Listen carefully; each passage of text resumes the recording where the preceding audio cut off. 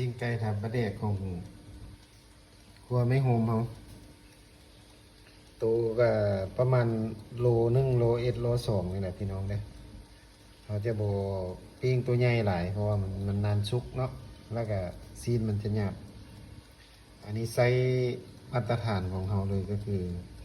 ตัวละโลเอ็ดโลสองประมาณนี้แหละมันจะมีปนกันไปเลยพี่น้องเด้อ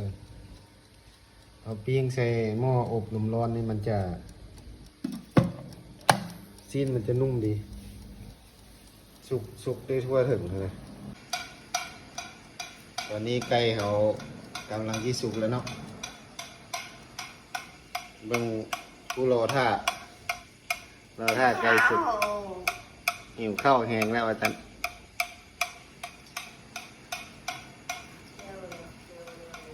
ไก่เขาก็เริ่มเหลือง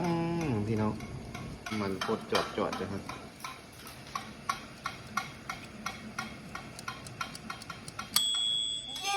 อ้าวสุกแล้วพอดีโอ้อยากกินแห้ง